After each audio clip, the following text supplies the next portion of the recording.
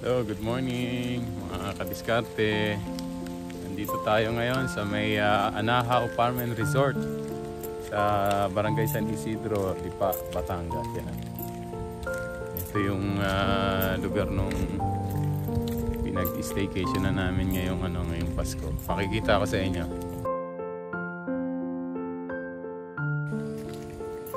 Yan, paglabas namin ng kwarto, yan, ito kagad yung nakita namin. Meron silang mga events place. Then yan, mga puno. At napaka sariwa na simoy ng hangin ang maririnig mo dito. Ngayon, pupunta kami ngayon sa aming tawag dito, breakfast na free breakfast nila for two. Yan. Kaya makikita mo yung daan na yan. Maganda yung mga daan nila rito. Kagabi medyo umulan, kaya medyo basa yung daan, pero ngayong umaga ay nabigyan tayo ng pagkakataon na magandang panahon yan. Maganda yung mga halaman nila rito, puno. Nagtitinta rin pala sila ng mga halaman. So, ito yung nila, ito yung restaurant area nila, so doon na tayo pumunta. So ito na ngayon yung way going to Pavilion. Yan yung mga bahay nila. Ayan. Ito yung mga puno ng mga niyog. Yan, dami. Yan yung mga bahay nila. Then meron ding mga cottages. Yan, ito. Yan yung mga cottages nila. Yan.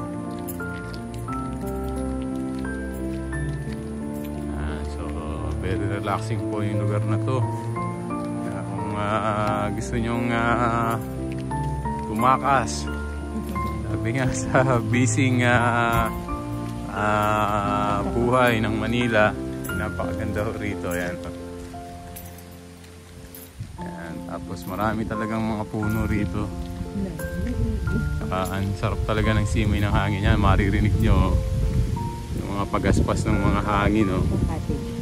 Yan. Yan yung mga bahay nila. Yung mga maliit silang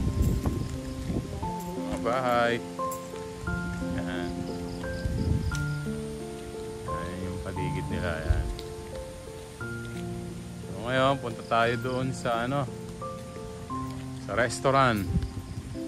Ito pala yung misis ko. Yan. Punta kayo sa Anahaw. Kayo sa Anahaw Farm and Resort. Nakapagpabook kami rito.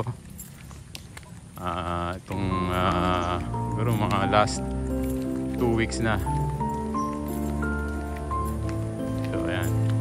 Tayo ngayon doon sa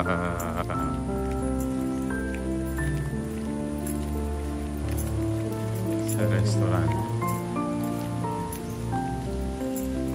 So pagpasok mo, yan, itong bubungad sa'yo. Yan, magandang garden.